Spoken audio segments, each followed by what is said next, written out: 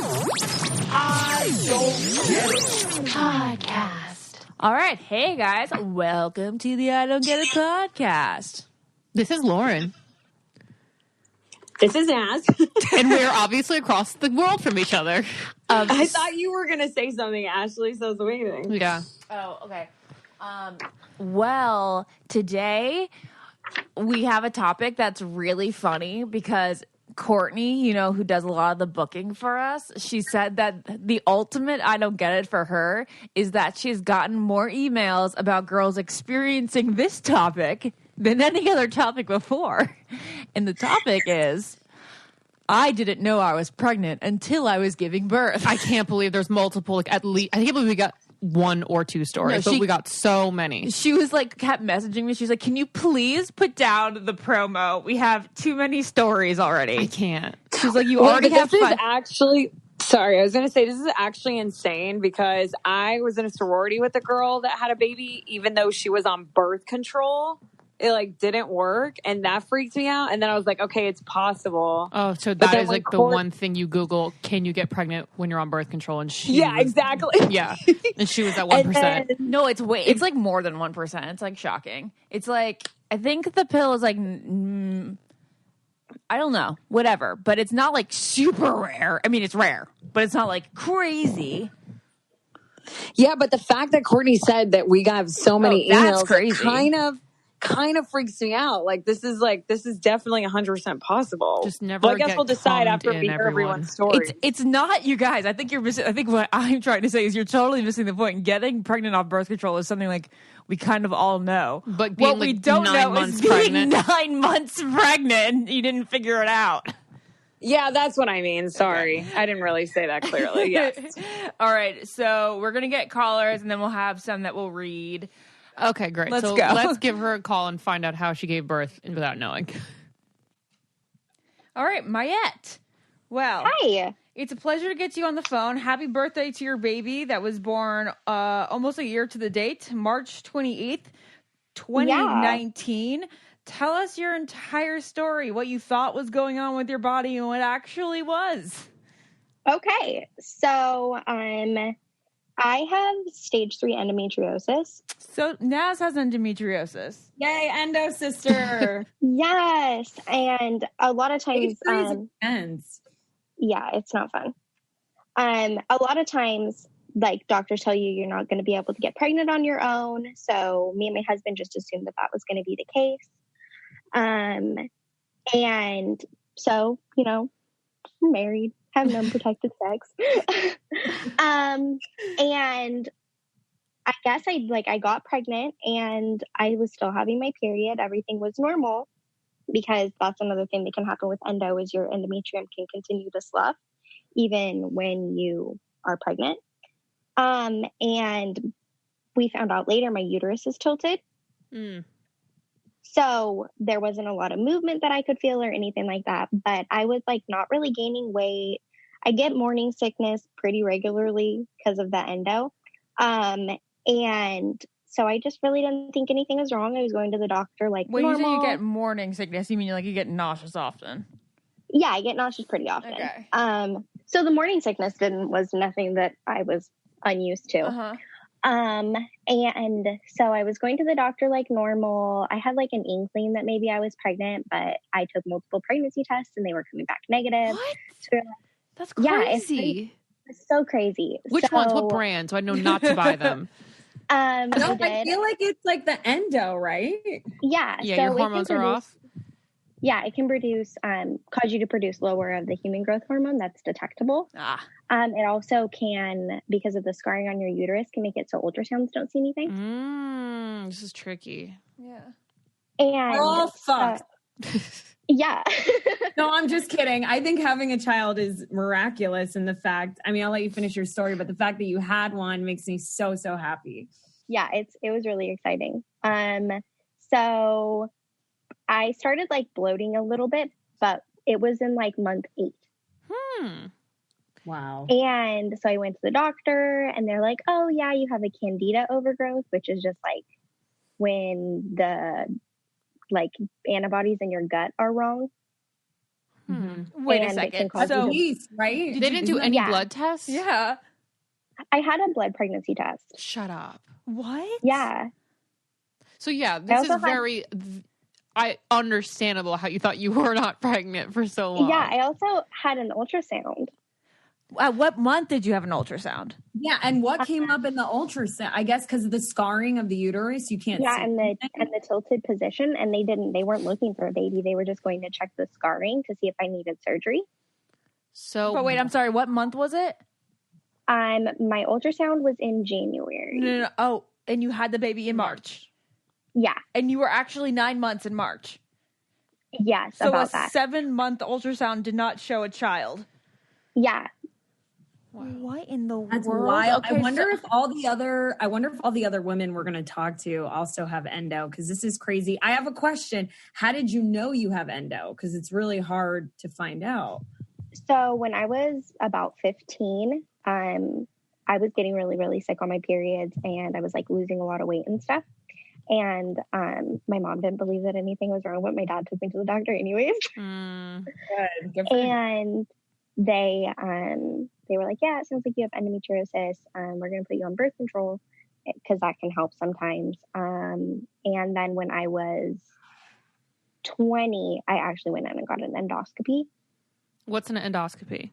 It's like a non-invasive surgery that checks the tissue in your abdomen. Okay. Yeah. They only found mine when I got fibroid surgery. So they opened me up that he was like, oh, we see it inside of you. So it's like, I just feel like it all plays into like how how you can have a kid and have no idea. So what happened when you started going to labor? So I was working at a clothing store as a manager, and I like woke up in the morning and I thought I was on my period because I was just getting a little bit of cramping, and I was like, okay, whatever. So I went to work, and it like kept getting worse. And I was like, okay, this is fine. Sometimes my periods are so bad that I just have to like take a day and go home. So I sent myself home, and I texted my husband and I told him what was going on. And then I got a fever. And so I called my doctor and I was like, hey, these are my symptoms. What do you think is happening? She was like, oh, it sounds like you might have appendicitis. Like, you need to go to the ER now. Okay. And so my husband came home from work. We took me to the ER. And when they came in to do the ultrasound to check for appendicitis, because of how big she was, they found a heartbeat. Oh, they found a heartbeat. No way. What was your reaction? Well, my husband was like not with me. He was in the waiting room at the ER, and I'm like, okay, cool. So like I'm pregnant. That's fine. I can work with that. You didn't think it was happening like that moment, right? Yeah. And then they were like, yeah, it looks like you might be in labor, but we can't tell you really anything more than that. Do you have anybody who's here with you? So they went and got my husband, and I'm like crying at this point because like we don't have any baby stuff. Like, what's going on? Is the baby healthy? All these questions are going through my head, and my husband like thinks that I've like got pregnant and then was miscarrying, and that was what was going on. So we're really emotional, and they like rushed us up to the emergency OB wing, where they like did the full ultrasound and tried to like measure her out and go in and all those. But because of how far back my uterus is tilted and the way that she was seated, they couldn't all they could figure out is basically like she had a heartbeat and she looked like she's about the right size. They didn't know if she was a boy or a girl at that point. They didn't know if she had like the right amount of fingers and toes. Wow. Yeah, so that part was really, really scary. So C-section immediately? No. You're like, no, I pushed. They were like, okay, how do you want to do this? Like, do you want the epidural? And I was like, yes, give me that epidural. Like, I was not planned for this. So I got the epidural, and I was in labor in total for 36 hours. Holy fuck. Jesus Christ. How many pounds was she? She was 7 pounds, 8 ounces. Perfect. Just sitting in your body.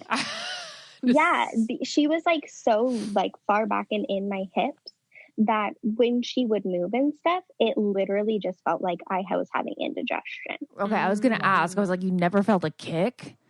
So it felt like because, cramping. yeah, she was like stuck. And she was totally healthy? Yeah, she was totally healthy. She had a little bit of like lung problems, just because it happens to babies sometimes, I guess. But so were you doing anything during your pregnancy that would have caused it to have like an unhappy outcome? Like were you drinking or smoking or anything? So I was like smoking weed every day. So I was really worried about that. Okay. I was really, really scared about that. They asked me as soon as we got in there, they're like, do you drink? Do you do any drugs? And when I told them that, they're like, yeah, actually that doesn't really do anything. I was going to say, it's probably way better than anything else. Better than alcohol, probably. Yeah. Yeah, and I was like, yeah, I just okay. got back from Burning Man. No. Yeah, I was like, question. Oh my God. Did they explain like why you still get your period? Yeah, so because of the endometriosis, sometimes the uterus can continue to slough. And so were you getting regular periods or were you just getting spotting throughout? Right. I was getting like pretty regular periods. They weren't as heavy as they usually were, but I also thought like maybe birth control is finally doing its job. Did you? Wait, so were you on birth control? Yeah. Holy fuck. Oh, and she was on birth control. What a miracle child. Did She really wanted to come. She was like, that's great. I'm coming, Mom. Don't worry. This makes me like so happy. She like defied the laws of science. She did. She wanted to be born. What's her name? Her name is Juniper. Juniper. God, that's adorable. Thank you. I feel like your body, you know how your body goes through massive hormone changes while you're pregnant. Did you feel emotionally different like throughout those 9 months? Yes. I felt like I wanted to be in my house more. I didn't want to like go out and do stuff with our friends. But I also thought that was just like I had a new job. I was stressed from work. I was always tired. I think that was the biggest thing that I'll notice because it can happen again. All right, this is wow. The biggest thing that like I'll notice next time is I had no energy. No, like when I got home from work, I was like, it's fine. You can play video games all night. I'm going to sleep. Right. Gotcha. All right. Well, thank you so much for sharing your story. As you saw in that group message, there's a shocking number of women who wrote in and that we're going to get on the phone to see how your story compares to theirs. So thank you so much. Yeah, I'm super excited. All right. Bye. Thank you so much. Bye. Bye. We have been hearing that so many of you guys have been meeting their partner on OkCupid these days. And that's because it actually works. And it's the most mentioned dating app in the New York Times wedding section. And it's also because OkCupid asks the most thoughtful questions so that it can get to know you and what type of person that you're looking for. And some of these questions are like, do you find intelligence sexier than looks? How long do you want your next relationship to last? I think that's a bizarre question, but maybe some of you want a not so long relationship. And are you a cat person or a dog person? Very important question. Do you listen to podcasts? And how do you feel about coffee dates? So if you agree on those with someone else, they'll match you with them and a million other questions. So OkCupid is the only app in the world that can match you on a range of issues you care about. OkCupid can match you with a dog person or a cat person or on someone who cares about climate change just like you. So stop the mindless time on dating apps and go to an app where you choose what matters. OkCupid is free, so we don't have to give you one of those long URLs with a code. So just download OkCupid today and go on a great date this week and then tell us all about the great person you met and we'll come to the wedding. So that's OkCupid and you'll find the spouse you have been waiting for. All right, so now we have Vanessa on the phone. And Vanessa, you, to be honest, you were the one that inspired me to do this podcast because you posted a picture on our Facebook group of you 8 months pregnant on the beach and your stomach was flat as a surfboard. And I was like, what in the world? That would be the most amazing podcast. Holy shit. Are you looking at the picture right now? Yes. Oh, wait. And then that might have been a different day, but probably 8 months pregnant in that picture. We'll have to post this to the message board again. So tell us your whole story. And yeah, just start from the beginning. Okay. Start from the beginning. Okay, so my but like husband also and I take met. 10 minutes. You know what I mean? Okay, got it. I've told this story so many times I could get it in 10 minutes. Okay. Okay. So my husband and I met during our undergrad, and then we moved to California after we graduated. And he was going to seminary in Pasadena. And one of the key parts of our story to remember is we did not have a car when we lived there. And so we commuted everywhere by bike. Oh. So it's December of 2012, and we were missing like the snow and the coldness of where we're used to living. And so we went to a shopping center in Glendale. I don't remember what it's called out. I think Americana. Yeah, Americana's great. The dankest place on earth. No. So that was 10 miles from our apartment. And so we biked there. We like walked around and there's like fake snow, which we thought was so funny. And then we biked home. So 20 miles total. We go to bed that night. I wake up the next morning and my back was hurting, and nothing like excruciating, but enough to be uncomfortable. Was it lower back or where? Where in your back? Yes, lower back. Lower back. Yeah. But I really just thought it was from biking, like the long bike ride. So we go throughout our day. He goes to work. I go to work. We were going to go on a date that night, and I called him and I said, I just don't feel good. I think we should just stay home tonight. And so he went and picked up dinner, brings it home. We just hung out or whatever. We go to bed. The next morning I wake up and it's a little bit better. And so I really just thought, okay, that was weird. It's over. Right. But then it comes back. We go to bed. The next day I wake up and it's bad. It's really painful. He's telling me like, let's go to the hospital. And I said, no, I don't want to go to the hospital. Because we are like 3,000 miles from our families. I don't want to go somewhere that I'm not, comfortable going. I don't have a doctor. Mm-hmm. I'm sure it'll go away. Right. So this Every is millennial response. right. Yes. So this is the 11th.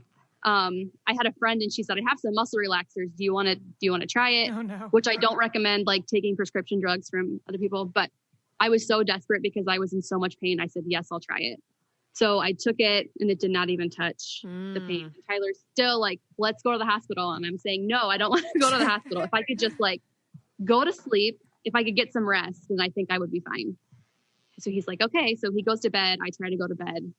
I cannot sleep. So I'm like pacing our apartment, taking really hot showers because that's the only way I could get any kind of relief. Oh my God.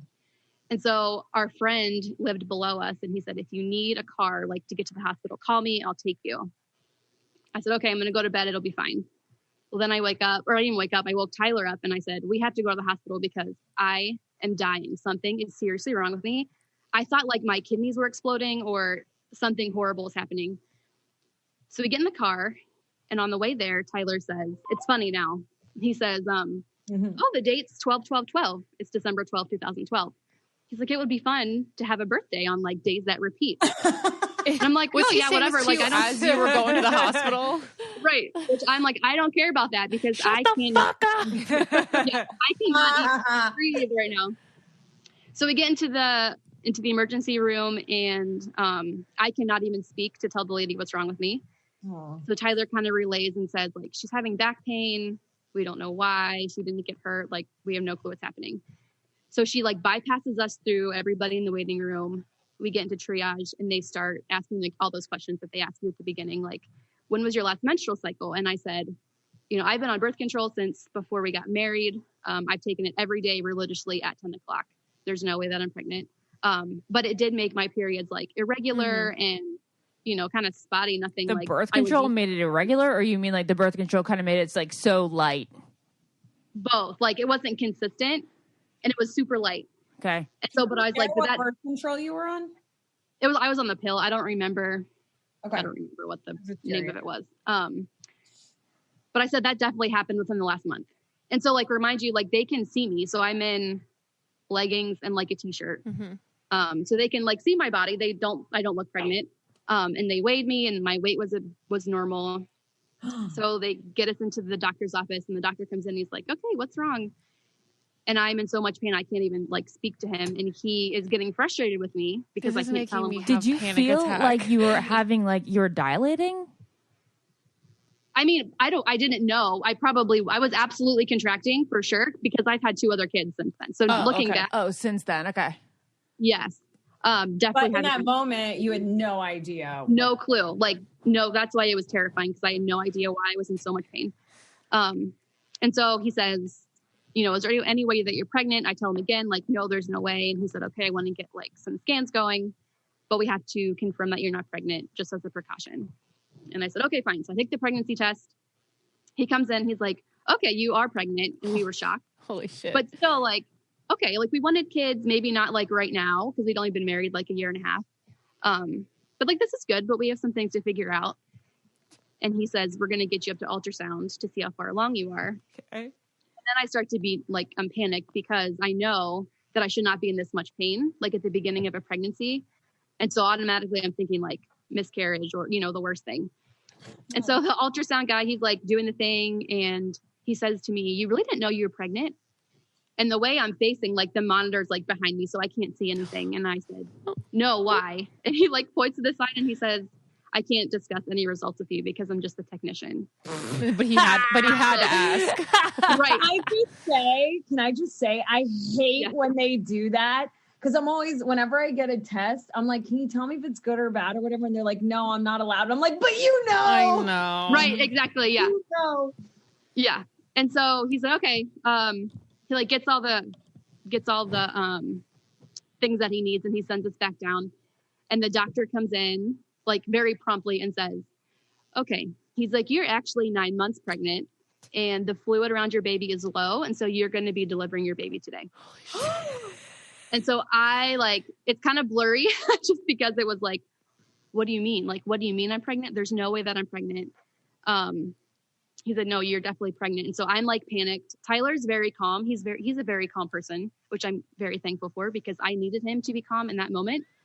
I need someone. And I'm just, and so, yeah, I'm just freaking out. And, the nurse says to me, she like grabs my shoulders and she says, you're going to be okay. You're in the best place, you know, possible that you could be right now. You know, you're going to be fine. And so, she gets us up to labor and delivery and they check to see, you know, how far along I am or how far dilated I am. And they can already feel hair.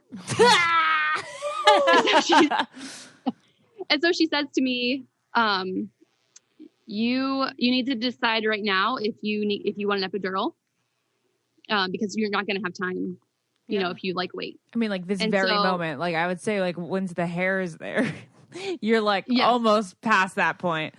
Right. And so it was like one of those things, like in your mind, you have what you want your birth to be like before you're actually pregnant. Mm-hmm. And I was like, I don't know. I'm not ever going to get an epidural. I'm not going to need one. I got the epidural. Yeah, good. You don't know what that pain feels like until you're like actually going through it. And plus we needed time to figure out, you know, what the heck we were going to do. And we had to call our parents, because they're like back. My parents are in Pennsylvania. His are in Ohio. Oh my God. I want to know your parents' reaction after this. And so we called our parents, and then we had to think of, you know, how we're going to get diapers and wipes and at least a car seat, you know, just like the basic essentials that we need. And our nurse was incredible. She actually got all that stuff that we needed within like a couple hours. She was in some kind of mom's group and they had everything that we needed delivered to our apartment. They brought us a car seat and some blankets, you know, all the things that we needed, which was so helpful. And so then we had to think of a name, and we didn't know if it was a boy or a girl. And we had always said if we had a boy, we wanted to name him Landon because we watched A Walk to Remember. That was our first movie that we watched in college. Girl, yeah, that's awesome. Come on now, obviously. Right. And so Ashley has no words. Yeah. Speechless. And so we didn't have any girl names. And so at this point, it's like, so we went to the hospital around 7 a.m. At this point, it's like 5:30. And it's time to start pushing. And I think I pushed for about 3 hours before this baby came out. And there were so many doctors in our room because they didn't really know anything about the baby, you know, if he was going to be healthy or not. And so there's so many doctors. Eventually, baby comes out, 6 pounds, 13 ounces, 20 inches long, and it's a boy. It's Landon. Landon. Yeah, Landon. He was born and he was perfectly healthy, which is, I think looking back now that I've had 2 other kids, I'm so grateful because I know everything that could have gone wrong with him, not knowing. But yeah, he was perfect, and That's awesome. there he was. And is there a reason why your stomach was so flat? Is it because you biked everywhere? No, not necessarily. It was just the way like my placenta was positioned and the way he was positioned in there. Have you been like of normal pregnant size the past 2 pregnancies?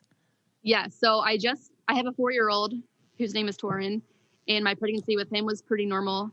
And I definitely had a belly, and I could feel him moving around. And then I had another baby 5 months ago, and his pregnancy was pretty textbook and so normal. So you say it was do you call it a cryptic pregnancy? A cryptic? Oh, somebody called their pregnancy a cryptic pregnancy, which is like when you can't see it. That's weird. Oh, I don't know. I've never heard of it. So what was their reasoning for why you couldn't see it? Yeah, what's the reasoning? I don't know. I don't know that they really had a reason. What?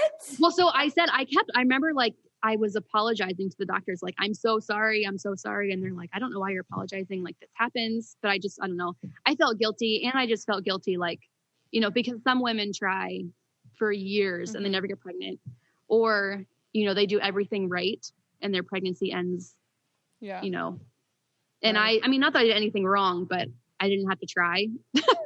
Yeah. And I had this super easy pregnancy, and I had this beautiful, healthy baby. And well, that's really great. I'm so grateful. Yeah. Yeah. Did it make you sort of like, did you ever think in other moments after Landon came that you could be pregnant I feel like that would give me life-term anxiety.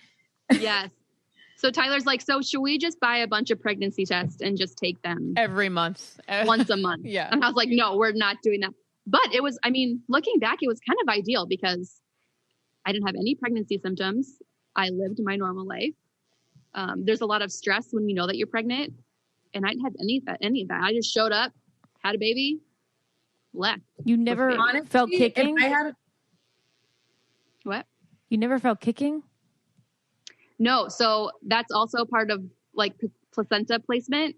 That was the reasoning for that. And I do remember feeling like little gas bubbles, which was probably him moving around. You just a little gas bubble. It's funny though, because I say his personality matches how he was in the womb. Like, he's so calm and reserved, and he's very sweet. And then my other two, like Torin, is my outgoing social butterfly. I feel like the name Torin would make him the badass. He's pretty great. They're both pretty great. But yeah, Torin he's something. You're awesome at picking baby names. Yeah. Wow. Okay, so this one just comes down to placenta placement. That's it. That's all we know. Interesting. Wow. Thank you for sharing that. Thank you so much. All right. And thank you for inspiring this podcast. And that picture will be on the message boards. Sure. I know I emailed it, but if you need it again, let me know. I got it, girl. I'm looking at it right now. Thank you so much. Okay, bye, Vanessa. You're welcome. Bye. Bye. All right, guys. We got Viv on the line. Viv, you also didn't know you're pregnant. You thought you had abdominal surgery, and that confused you. So take us through your story, please. Yeah, so it started January 2018. I was a flight attendant, just like living my life, having a good time. And I was in Canada end of January and just felt super sick and like didn't know what was going on. And I got back to the US really quickly so that my airline didn't like ground me because I went to hospital in Canada. And I get back to the States and I go into a doctor and she's like, oh my gosh, you need your gallbladder out like yesterday. We need to get this out right now. And I'm like, okay, cool. So I go in, they do a full gallbladder removal surgery, and then it just goes downhill from there. And I just spent months and months so sick, like in and out of the ER, going to naturopaths, like just felt like crap and couldn't figure out why. And I drained my savings account because I turned 26 and like my insurance ended, and I just kept trying to figure out, like, vomiting 24/7, like what I thought was a period, like never, like didn't let up the whole time. And it was so crazy. And doctors are like, it's just like surgery complications. Like, you're okay. You have IBS. Like, you're okay. We'll figure it out. I'm like, oh, dang. They didn't take any blood tests during this entire process? No, So they did. Oh. Okay. They did. They took a lot of blood tests, but the first doctor,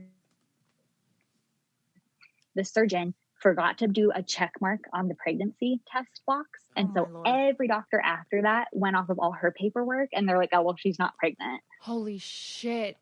Like, crazy. That would have answered so many questions. Yeah. You would have saved so much money. Now, wait a second. Did you really need your gallbladder out, or did they think that was what? No. You're going to burst our ears. I'm sorry. So now, no, they think I probably did not need my gallbladder out. So that's real cute. So we can tell now that I had placenta previa. So the placenta grows in front. So it kind of like pushed the baby, Hazel, what's her name? It like pushed her back and up like behind my ribs. So like I like couldn't breathe. And I'm like a pretty small person. Like I'm like 5'3" and like 110 pounds. And I didn't change. Like literally nothing was different. My boobs got a little bit bigger, but you know, nothing like crazy. And yeah, I bled the whole time because I had a ripped placenta. So like nobody could figure it out. A ripped placenta. Why did you have a ripped placenta? The placenta was pushed up and back, or was the baby pushed? Okay, so that's why. So basically, you were half the size of what you should have been. Yeah, because it was pushed up. Okay, and back. I get that. She was in my ribs, basically, is what it was, and I had like literally just like chest pains and couldn't breathe for months. Viv, I get. Oh, sorry, Naz. Go ahead. It's okay, because the person that was just on the line with us, it was also due to placenta placement. Yeah. So how does your placenta like just do that, and why? So I have no clue. I have no clue. I have a cousin that had a normal pregnancy, knew about it, and she had the same thing where like the placenta is like in the front and up and kind of weird, but she showed. But I literally didn't. Like I was in Vegas in a bikini a month before I had her, and there's like pictures of me. And Our last caller, same situation. So she was like full term. Full term, yep. So I had gone for a conference. I lost my job obviously because I was too sick to fly, and I had enrolled in grad school and was at a conference for that. And like I had gotten back on a Sunday, and then that Monday night right afterwards, I like cooked dinner and thought I like cooked the chicken wrong because I felt really sick. And then, just it went downhill from there. Okay, girl, I'm going to stop you here because I know where this story is going because I'm reading your email right now, and it's about to climax in a way that I can't even imagine. I can't even get over. But before it's a whole mood. Before you get there, you say you bled the entire time. Did you go to the gyno and you were like, why am I bleeding from my vagina all this time? Yeah. So it wasn't like crazy bleeding. It was like spotting. And then like once a month-ish, it would get like a little heavier, but it was just kind of like more spotting. And the doctors just kept saying like, you just had a big surgery. Your body's really out of whack. I literally was puking from like sun up till sundown the whole time. Like, God. Your gyno didn't pick up like, on the bleeding plus the throwing up? No, literally nothing. No. And they all thought it was side effects from my gallbladder surgery. I didn't have like an exam or anything during that time because like I said, I'd lost my insurance like halfway through it, and it was like right before I was scheduled for everything. So I was just like, you know what? I'm just going to put my money in focusing on any doctor that can help me figure out my ish. Like I got to feel better. I was 26 at that time. Like, I don't know what to do here. So the second you had the baby. No. Okay, never mind. I'm going to continue the story. Okay. I feel like you should be on Diagnosis on Netflix or like these cases. Yeah. Well, there used to be a show called I Didn't Know I Was Pregnant. I think it was like on TLC. Yeah. So. Well, now it's on the I Don't Get It. Well, exactly. Stay tuned. When I, like, the first thing I said, actually, like, when I, like, kind of came to or whatever and everything, I was like, I'm not one of those trashy girls on a TV show. Like, I promise. Like, kind of was like, no, like, you're good. Like, you're cool. But no, Viv, so I got really sick. Yeah, you got really sick. You thought you had food poisoning. And then I was actually all alone. I had moved my folks because of the whole like spending all my money on medical bills things, and they were in Hawaii. My younger brother was out of town on a business trip, so I like literally had nobody in my town, and I just kept getting sicker and sicker. And I was like, oh my gosh, I'm in excruciating pain. Like my stomach is sick. So I was like, you know what? Like, I'm just gonna go to bed, try to sleep it off.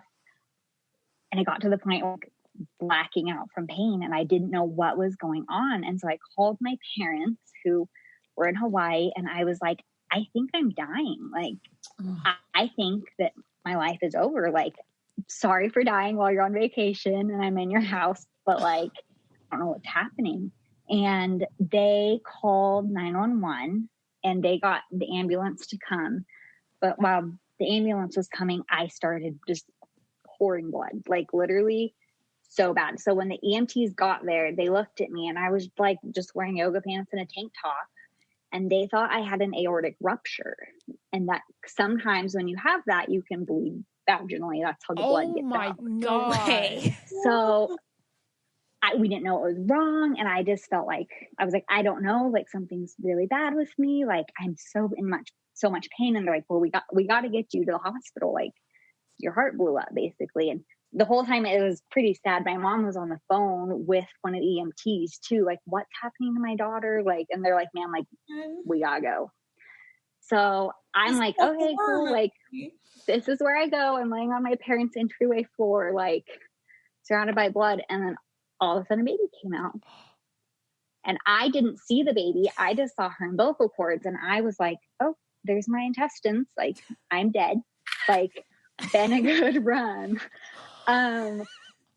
So it wasn't my intestines. It was an umbilical cord. And from that stage, I'm a little bit blurry on it. I only remember the EMT they assigned to keep me conscious, and they got us to the hospital. They did all sorts of tests and everything. And she's perfect. I literally have like the sweetest, smartest, perfect 17-month-old ever. Oh my God. So the blood that gushed out, was that just a normal kind of pregnancy, having a baby blood? No. Okay. So hindsight, now that like they know I was pregnant, I would have probably been like medicated to keep the baby in, you know, bed rest forever, planned C-section. It would have been like a very intense situation, I guess. I don't know. I didn't know any of the logistics of it. I didn't know. I didn't ever plan on having kids. That wasn't ever part of my life story. Okay. So, do you remember when you had sex and like? Yeah, like you know who's the father? That's what I want to know. Hey, a one night stand. I know the father. He wants nothing to do with it, which is fine. Like, it's 2020. Yeah, it's 2020. You can rock the single mom vibe, and so I know who he is and all it. We're good now, and it's just me and her, and we're just taking on the world. But it was weird. Yeah, and I'm in the hospital, and they're like, "And you have a baby?" And I was like, "What?" And they're like, "What do you want to name her?" Like asking me all these questions. I was like, as scary as it is, that must be so much better to know that you were pregnant rather than dying and having all these terrible things happen to you.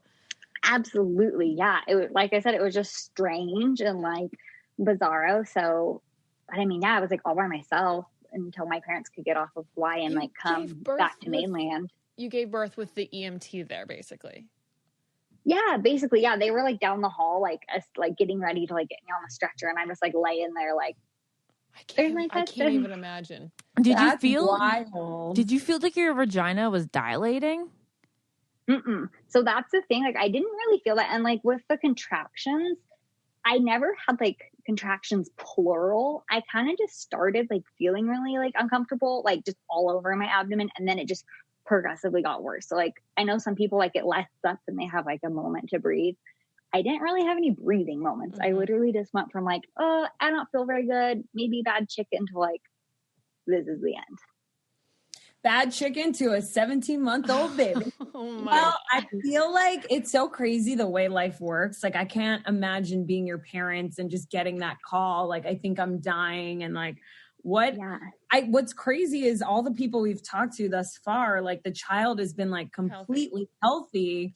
And to me, I'm like, this is kind of like such a great scenario to like not have to tell everyone you're pregnant, not have to worry about like anything. And obviously it's not ideal. It's not ideal, but it's like, it's kind of a funny miracle.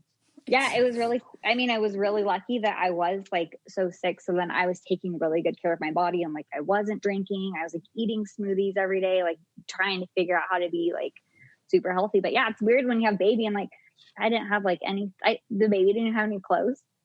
When my parents landed, I was like, hey, you guys need to go buy like a car seat. Like, I need help. Like, what do you do? Like, you got nothing for a baby, but were they really excited?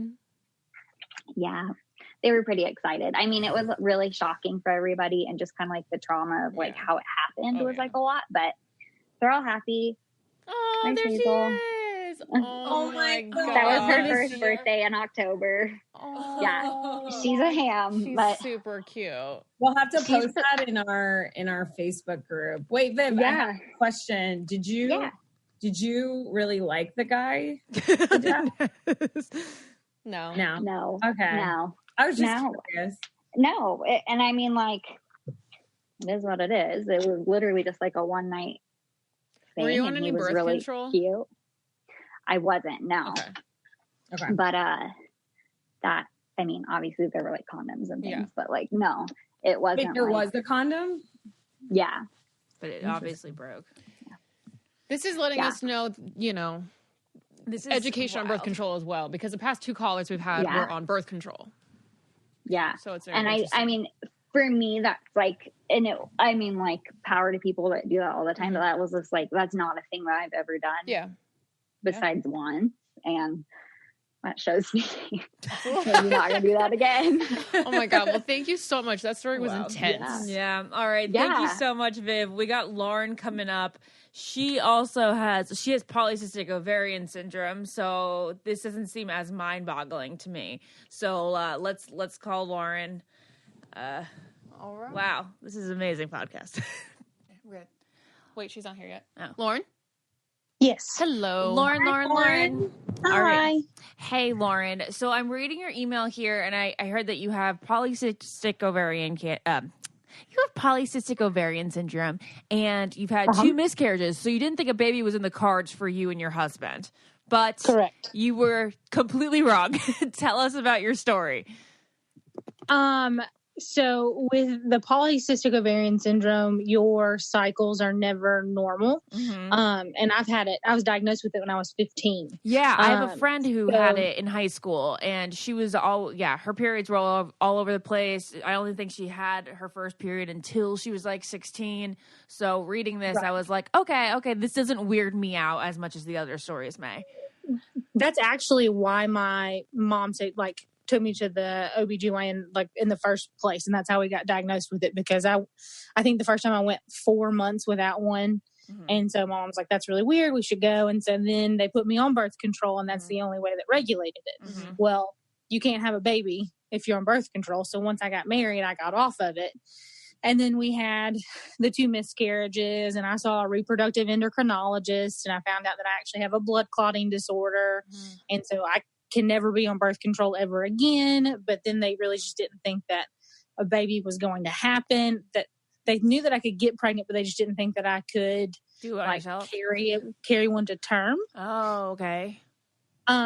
So when I didn't get my period, I didn't think anything about it. My clothes fit the same the entire time. I was never sick, or anything like that. And I went to my parents' house on Thanksgiving, and my mom's like, you're just kind of on edge, more so than, this is just not like you. Mm-hmm. I think your hormones are out of whack. You need to see a doctor. And so I got to thinking about it. I was like, well, what if I just took a pregnancy test? I know it's going to be negative, but let's just go ahead and rule it out. And I took it, and it was positive. Oh my. And I was like, okay, well, I don't feel like I have any type of symptoms. And so I called the doctor. So I took the test the Saturday before Thanksgiving. I called the Monday before Thanksgiving, and they didn't have anything that week. And so I scheduled it for December 3rd. But then I woke up on December 2nd, which was a Monday, and I had bleeding. Mm-hmm. And because of my miscarriages in history, we called the doctor and they got us in. And you probably figured you were miscarrying again, huh? Right. That was our first thought. Yeah. Because this is usually how it worked with the last two. Mm-hmm. We took a test, got our hopes up, had a doctor's appointment, but before then bleeding would start. And then by the time we got in there would be no heartbeat when they did the ultrasound. I'm sorry. So yeah. sad. It was a very a growing experience in our marriage. And I mean, I think our marriage is stronger because of it. Mm-hmm. But then we went in, my blood pressure was through the roof.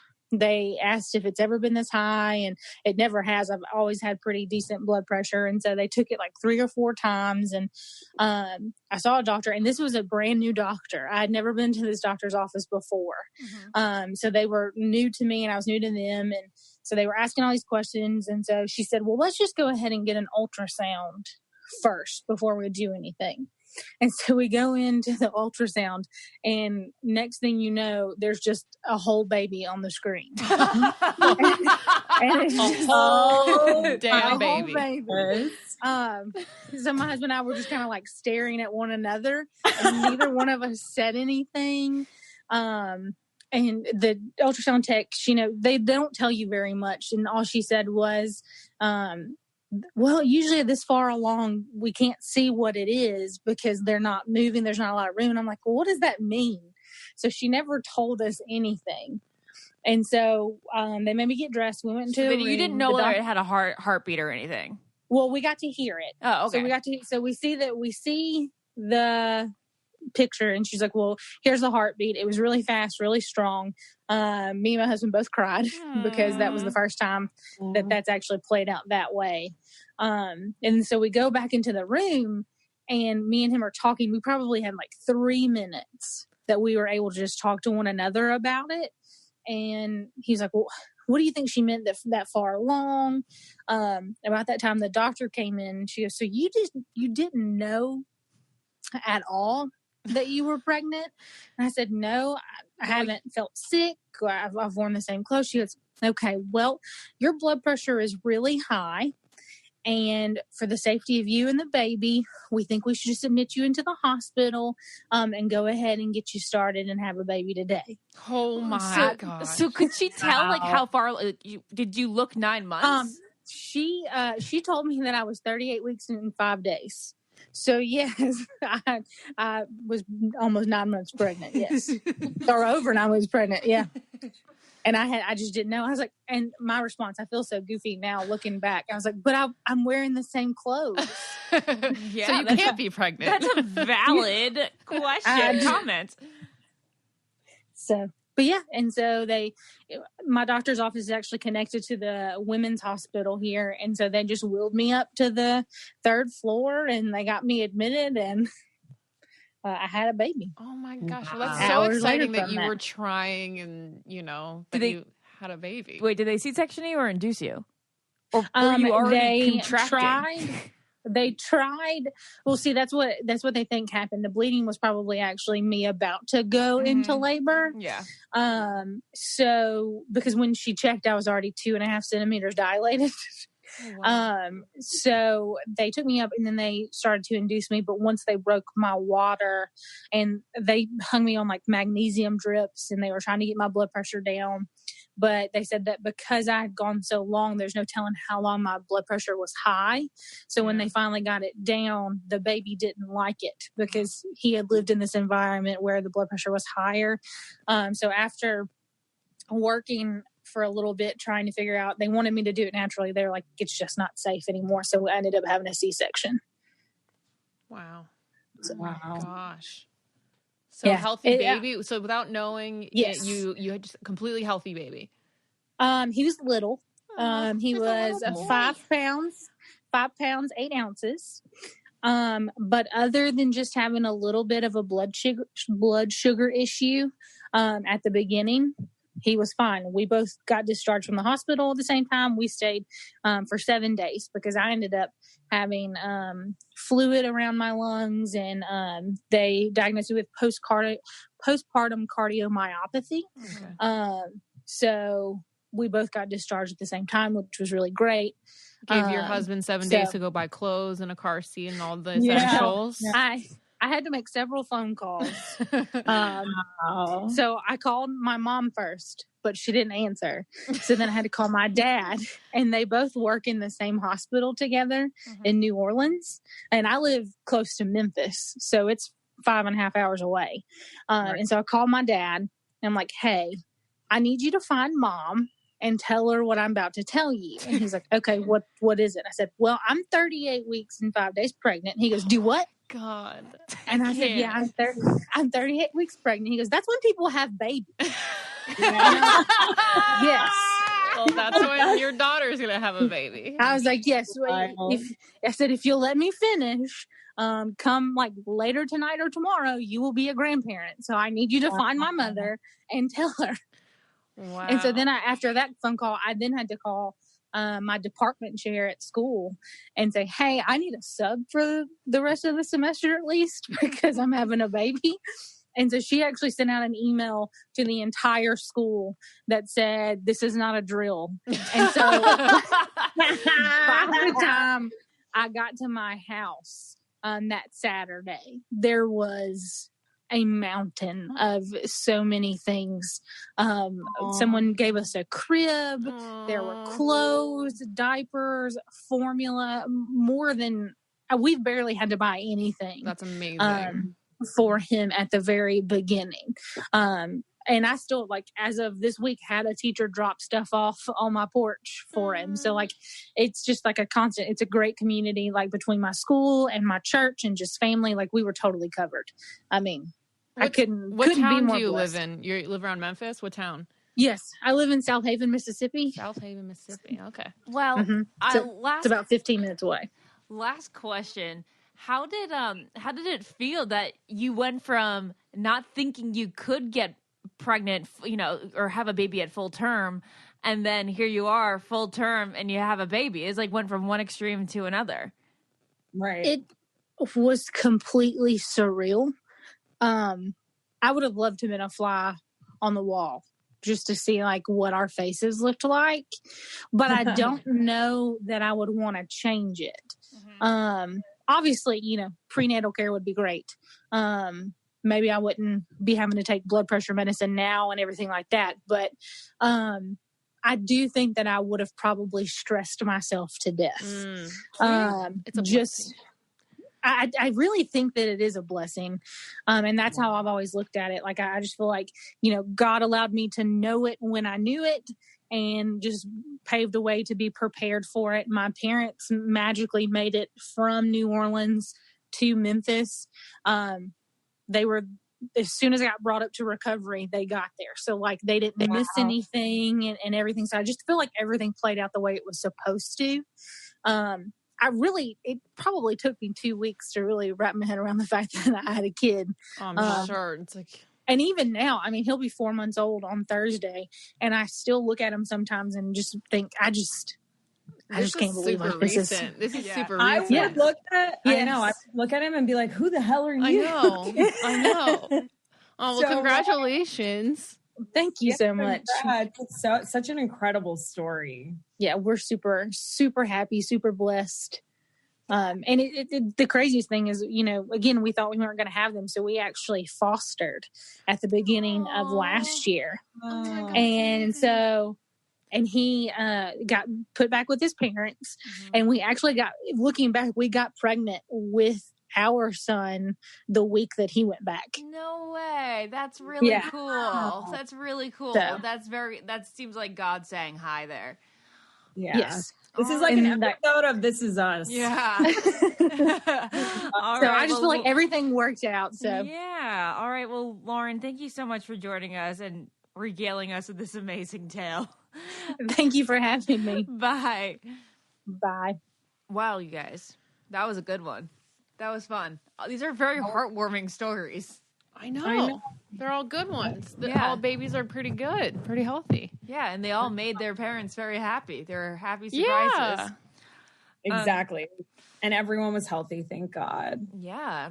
So I guess and there's a lot of like explanations that weren't super crazy. Like you're like, how did you not know? But like I'm like, okay, I didn't know. Yeah, they often don't talk about that. Sorry, I still don't understand the placenta placement thing. I think that if it's pushed back, it makes your stomach look smaller. I don't even know. No, I understand that. That makes sense. What I don't get is just how it like. Oh, the placenta as an organ happens. Yeah, it's like kind of crazy. I don't really know either. I think it's really weird because if you think to add, just say 6 pounds to your stomach and not notice like an extra 6 pounds in your stomach. What was that? The end of Tiger King. Oh my God, it was Joe Exotic's music video. It just popped up. I've been listening to his music. Oh my God. You know it's not him, right? It's not him? No. What do you mean? He like had a singer sing and he dubbed it over. Like are you kidding, Lauren? There's no way it was his voice. Yeah, there's no way. No one told me it wasn't, so I just thought he was good at singing. Well, there are a lot of people who have like weird speaking voices and then they open their mouth to sing and it's pretty amazing. Yeah. All right, well, on another topic, moving from not knowing you're pregnant to Naz getting a date, we have set one up and the same. pretty much. I was trying to find a tie in there, but I couldn't come up with it. So we came up with a show. It's called The Suitress, and Naz is our suitress, and every week we set her up with 3 mystery suitors, and at the end of every week, she is going to pick her favorite of those 3, and that guy is going to move to the finals round. You can see her do this quarantine dating. She has a 15-minute phone call. She doesn't see them. She does not see them. They know what she looks like, but she does not know what they look like. They speak over the phone and I stream it live on my Instagram and then I put it up on Instagram on my YouTube. It's Ashley Jared H the next day. So you guys can follow along live or, the day after. Now Naz is going to make her decision on which mystery suitor she wants to take from week 1 into the finals. And we thought that we would. Okay, so then I think Naz, first off, we've been debating how many weeks we do this. I think she needs to do 3 weeks.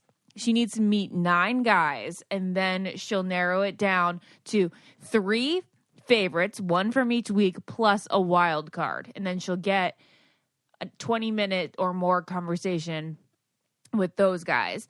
And then whoever she likes at the end of the finals, she will go on a date with in real life once quarantine is over. So Naz, do we think 9's a good number? 9 is a perfect number. Well, I'm just saying because you wanted to do 12, so I'm just wondering. No, I was going to do 12, and then that might be a little bit much. Too many. They'll all get washed out. Yeah, so let's do 9. I agree. I love 9. Okay. Okay, so we need to deliberate on what 3 suitors. Yeah. So did you see the poll results of the people who watched so far? I have the poll results up. I have okay, so I'll just go through all my thoughts with you guys and then you guys respond, tell me what you think. So basically, I felt like mentally it's between 1 and 3 for me right now. I'm really torn. Mm-hmm. Someone wrote in the Facebook group, which I'm actually really glad they wrote, and they were like, I think Naz takes the lead on the conversation too much because she's an interviewer. Which, remember, I was asking you guys, and I definitely don't do that on dates because I've been on so many now. Mm-hmm. But because it's just on Instagram Live, you have to keep it going and not be awkward. Yeah, I didn't want it to be awkward, but I guess I'll try and just embrace those awkward moments for the next ones and just be quiet. But the thing is that I felt like I got deeper with mystery guy number 1 because of the questions that I asked, but I felt like the third guy was more fun, and it's really important for me to be with someone funny. So it's kind of really hard because the first guy, it's I want to know if he's funny, and the second guy I want to know, or the third guy I want to know if he can get deep. And honestly, all of them were amazing. You and Lauren picked amazing guys because I felt like all the conversations were good. Like 2 was really, I'll read through all my notes. So 1, he's like from Orange County. He's a producer. He's an Aries, which I liked because we shared like the same birthday week. He was quarantining with his family. We obviously have a lot in common. Like he meditates, he reads books from like the same authors I do. He's a little OCD like I am. And I thought it was really cute that he says thank you to drivers during road rage. Oh yeah, I forgot. But it is cute. So and just so everyone knows, exclusive content, he actually texted me like the next day and I text him. Ashley told me to text him back. I'm not allowed to talk till after the show, but I thought it was really sweet that he texted me and he said that he had like a really dope combo and he didn't know what to expect. And I thought that was so cute. That is really and in cute. my head, I was like, oh, it's number 1. But then I'm like, just because I have a lot in common with someone doesn't mean that I would necessarily connect with them romantically. And then guy number 2 lives in LA. Like he's an actor, was a hockey player, played in the minors, never had a broken bone. I love that he's like lived in all these different places, like Tulsa, Vancouver, Vermont. Like he seems like very well like lived and worldly. And he worked in real estate and finance. He's the one that drew animation cartoons now. And I think he sounds the hottest out of all 3, just based on like voice, even though I get mad when people judge based off voice. That's a real thing. And then the last guy, Culver City, I thought he was funny. I thought he was really interesting. I think, PhD in clinical psychology is very fascinating. The Taco Bell thing was weird because I didn't know if he liked Taco Bell or not, but I think someone wrote that it's so funny. People are taking it so seriously. People are like, no. He just didn't agree with Taco Bell with KFC. Oh my God. I thought he flip-flopped, but he saved it He with that. didn't understand that KFC is owned, like KFC, the Yummy brands, how they put them together in one building. Yeah. He thought that there was like some weird like matchup. And it's like, no, they're very common. They're all Pepsi product places. Right. So then he like joked about being out of shape and we shared bad dates, which I think was nice, but I don't think we got to learn enough about each other. And he signed up like 2 hours before to do it. And I feel like he'd get along with my friends and like, I don't know, just him saying the bad breath story was kind of funny. I feel like he doesn't take himself as seriously. And I feel like I'd want to be with someone that ordered a shirt that says Carol did it. Yeah, that's true. That's very you. But so I kind of want your thoughts, and then I'll tell you guys all my thoughts after you tell me yours. Because you guys, I feel like, know more about these guys than I do. Not particularly much more. Okay. But you know what they look like. Yes, we know what they look like. Their Instagram. Like, I have no idea. Okay. I need to see suitor number 1 because I don't know what he looks like. Okay, Ashley? Okay. Mr. Number 1, you don't know what he looks like? I do not know. Well, do you need to look at him right now? Well, I guess it doesn't really matter. No, it shouldn't matter. Yeah, no, Lauren does. I want you guys to... But I just want to know what his Instagram is so I can get the vibe of what he's like on Instagram. Because I know the other 2, I don't know if I can tell you what their content is on Instagram. No, you can't, but you can help me make a decision because you know me. I thought that suitor number 3 had I don't think anything should be look-based. Okay. That's no, why... it's not look-based. I'm saying, like, you know more about... I'm not saying it's look-based. I'm saying, like, you can see their Instagrams and know, I don't know, more than you can get a little bit of more info than I can. I do feel like if I was going to choose a guy for you, though, I would just have chosen the guy for you. I want you to make a decision just based off the phone call and the connection you felt. Yeah, but it's so tough in 15 minutes because I don't know if 1 can be funny and I don't know if 3 can be... Thank you. They all have very similar Instagrams, I'll tell you that. Okay. Suitor number 3, I thought you had like, it was very lighthearted and you did not get deep with him. And I wanted there to be more questions that were going to help you like decipher him a little bit easier rather than just like light Tiger King banter. But I understand that's good for the first date too. Sure. I was going to even think about this week saying that you can't really talk about core, like, no, quarantine. you can. You can talk about because quarantine, which leads to certain things. Yeah. But sometimes I feel like you've been they've been hung up on talking about that. It's like it's just an easy crutch, which is good. I think. Well, that's what I'm saying. It's like, should I? That's why this is hard. It's like I want to ask questions, but I also, like that person was saying, and I had that thought too. It's like I obviously want someone that's going to take the lead. So maybe I'll just be quiet and let them just guide the convo more. Okay, I'm going to give you this little bit of advice, and it's not advice. This is just my statement before you make a decision. I think there's a positive about all three of them, and all the positives are different. I think one person you're going to have the most in common with, and like probably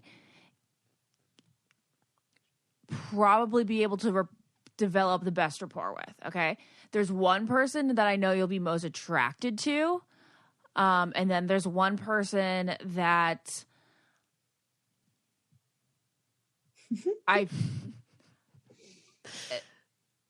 Say it.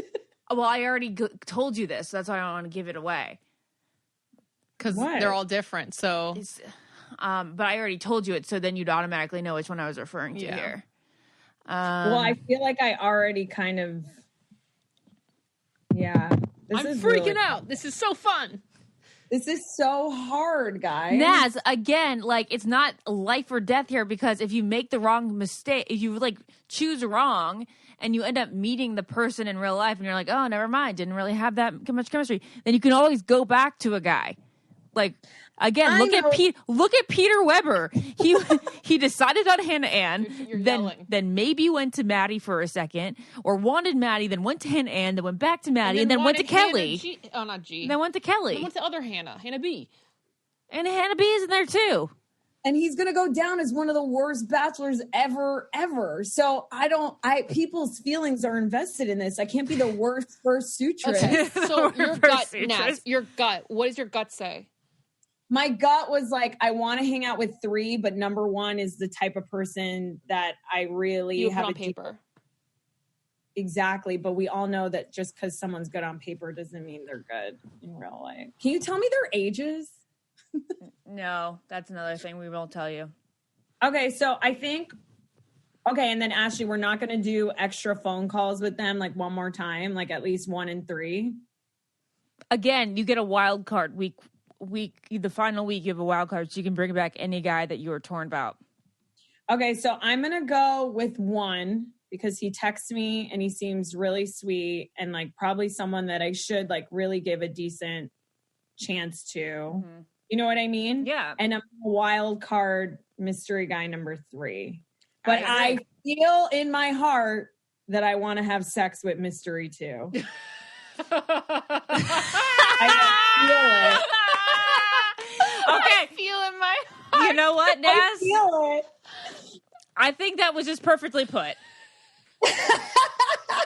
So I'm right. And you basically gave everyone a chance in that explanation too. So you can go back to any of them. Okay, and we're going to release the photos at the very end. Very end. Wait, you can't release them until after I go on the date with the guy. Okay. That's Absolutely. very, very smart. Okay.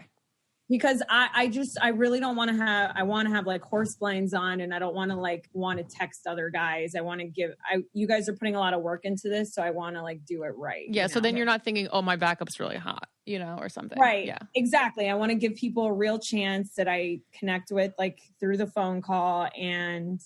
Okay. Yeah. Very good. So suitor number 1 has been chosen. She doesn't want a Peter Weber room. Yeah.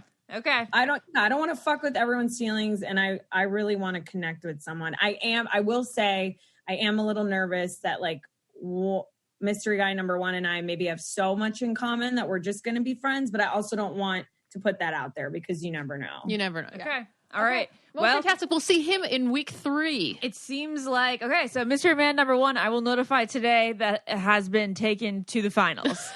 And this is so crazy. And the 98 other people who voted for him on the message boards will be thrilled to hear this news. Okay, but fuck yeah. Okay, and then what was I gonna say? Okay, so when are my next 3 dates this week? Friday, and then Saturday, and Sunday. Friday, Saturday, Sunday, and then we'll always reveal my next person on the next podcast. Monday. Yeah, we'll always reveal the person that you chose that week on the podcast that we record that following week. Yeah. Yeah. And then everyone listening, I will try to be better at like not. It's so hard. It's okay. I do not blame you for leaving the conversation because I would just to like make it not awkward. Yeah. Yeah. It's tough because it's like there's things I want to know about them, but then I also want. Naz, you're killing it. You're doing such a good job. I don't know. I feel like I should have got deeper with 3 just to know, you know? I think the only thing is if you get stuck, if you guys are like talking about something really fluffy, then like change it to non-fluff. But like, don't. But it's also good to know, like, I don't think you guys should guide them. I think we should just see what their instinct is, because that's the kind of person I'm going to want to end up with, is someone that like does want to not talk surface level right away. But this is a weird scenario. I would expect anyone to talk surface level in this scenario. Definitely. I know. All right. Well, it's been fun. We're really enjoying this. We're going to get on looking for suitors number 4, 5, and 6. If you guys have any suggestions out there, please email Lauren. It's iconettylauren@gmail.com. She is the executive casting producer. Yes. Oh my God, new resume. Wait, you can. Wait, should we open this up to New York? We haven't been eliminating. But everyone so far has been LA based. Everybody who seems worthy of the phone call has been LA based. It is nice because it's realistic, and if I want to go on a date with them, if they're incredible, we'll put them in there. If they're like New York, if they're in New York and they're incredible, I'd like to, or anywhere. All right, obviously. This has been so much fun. Okay, this is the longest podcast we've ever done. Season 2. Wait, what? Lizzie season 2? Wait, should we say goodbye? Yes, we should say goodbye now.